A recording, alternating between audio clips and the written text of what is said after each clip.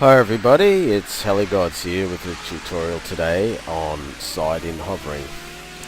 Now, before you embark on the learning to side-in hover, you must have a very good handle on hovering tail in. Okay, side-in hovering in some ways I would say is more difficult than head-in hovering, mainly because of the danger element. Okay, and when I say the danger element, I'll give you an example. When I'm hovering side on, it's very difficult to actually see the disc as to what position it's in, and when I do make an adjustment to the helicopter, it looks the same whether the disc looks very similar whether I'm going away from myself or whether I'm coming towards myself. It looks the same shape. So if you're not aware of what the stick position does, you can actually put yourself into a state of panic as a helicopter comes towards you, and the rest is history. Alright, so without further ado, one of the things to note is that side-in hovering requires very definite control of your aileron stick. Right. Now, I've used a technique which I'll share with you in this video, so you can see basically how I prevent, or how I when I was learning side-in hovering, how I made the procedure much safer. I've shared this procedure with other people as well, and most people have said that it's helped them immensely, and it can also be used when you're in, hovering inverted side on, or doing flybys side on, etc. So this procedure, what I'm about to show you, is quite useful if you choose to learn it. Alright, so let's start with side on hovering. Okay, now first of all, you must have the helicopter in a position in front of you when you're learning for real, at least 10 meters away from you. For the sake of this tutorial, I'll keep the helicopter closer so you can see the movements. However, I recommend that you practice this maneuver many times before you go out and attempt it for real. By this stage you should have nose, tail in hovering down pat, and the progression to side on hovering is not exactly easy. So don't be discouraged if you're struggling with it. One thing to note with flying helicopters, one of the hardest times in your helicopter flying experience will be at the learning stage at the beginning. It's very difficult to fly helicopters, and with these tutorials, if you do as recommended, you will see that it'll save you a lot of time, because a lot of the stuff that I share with you in the tutorials here is stuff that I've actually I didn't get it from other tutorials. It's stuff that I figured out over time, and it helped me transition from being a pilot in mode 1 to a pilot in mode 2, and do a number of different tricks, not because I'm special or anything like that, but because I just followed a system and I was disciplined, and I worked on the sim every day for maybe 10-15 minutes, sometimes an hour. And yeah, I love the sim. I think the sim is one of the best tools to actually learn with. So if you don't like the sim, there might be a reason, i.e. it might not be set up well on your computer, or you might not have a simulator which is up to the task. I use Real Flight. I also use Next and AccuRC. I used to use Phoenix, but that's when I was starting, but I moved away from Phoenix for a couple of reasons. But it's still very good to learn with. So any of those brand name simulators are good. Let's get on to the tutorial. Now, side-on hovering. Now that you've got tail in hovering solid, you know, you feel very confident, tail in hovering, you can move slightly sideways with it, I would imagine. If you can't, you need to go back to that tutorial and actually start moving around a bit. What I want you to do on the simulator first is to tail in hover, and do not turn the helicopter sideways, do not. What I want you to do is to move the helicopter over to the right away from you, probably about 45 degrees from where you're standing, and from that position concentrate on doing the tail in hover without moving the tail towards you. Okay, now from this position you've actually simulated turning the helicopter 45 degrees, but your brain is still comfortable in the fact that it thinks that you're hovering tail in. So continue to work on the aileron, right, at this stage. Continue to work the aileron backwards and forwards, get a feel how the helicopter moves backwards and forwards. Now you'll note that the tail of the helicopter, or the point, the tail of the helicopter follows the elevator stick. Okay, so you can see there when I move the elevator stick up, the tail follows it and goes up. When I move the elevator stick down, the tail follows it. Okay, now that's an important thing to remember. Another important thing to remember is wherever you, when you're actually moving the rudder, alright, when you're moving the rudder, the point furthest away from you, which in this case is the head of the helicopter, follows the rudder stick. See, I'll move the rudder stick to the right, the point furthest away moves to the right. I'll move the rudder stick to the left, the point furthest away moves to the left. Okay, now it's important to think of it in terms of the point furthest away from me rather than the head of the helicopter, because when the head of the helicopter is facing in towards you, right, and you move the stick left, it goes the opposite direction. But you'll notice that the point furthest away from me, which in this case is the tail, when I move the stick left, the tail follows left. When I move the stick right, the tail follows right, because it's the point furthest away from me.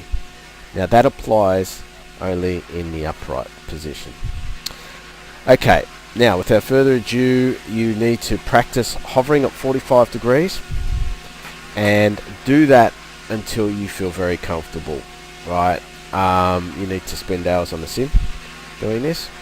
So practice right of field and do the same thing left of field. Don't expect that this will come in one session. It may or it may not.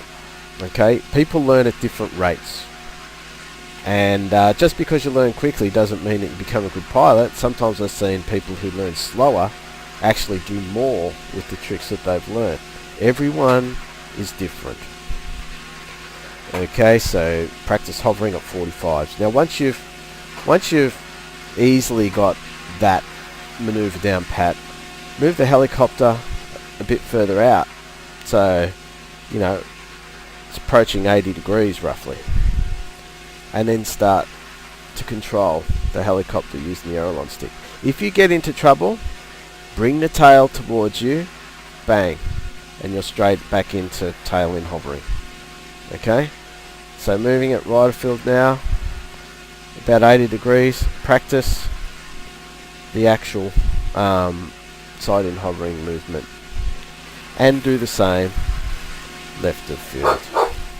Excuse my dog. Okay, so continue to hover in that orientation and practice on keeping it as stable as possible. Alright, so after that,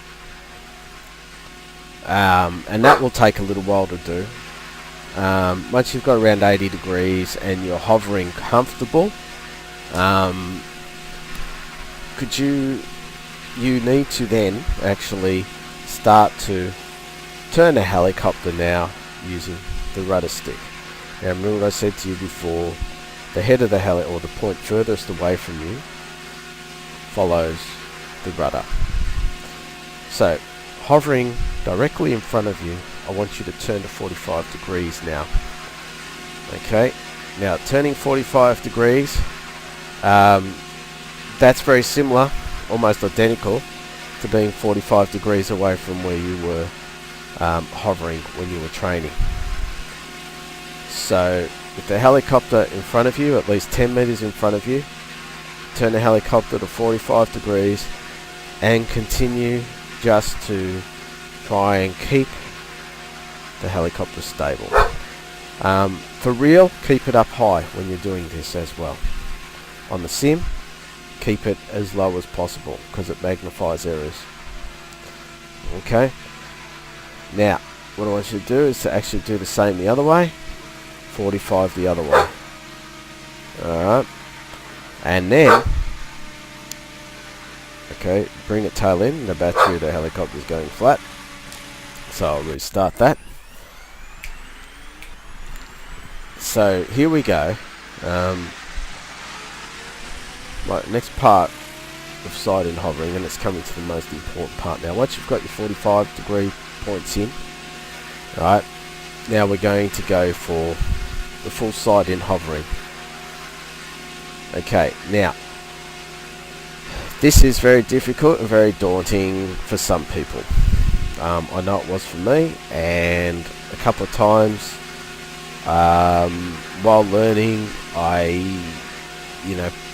nearly had the helicopter run into me because the explanation before, it's very difficult to see the disc and the effect of the aileron stick. So there's a slight, there's a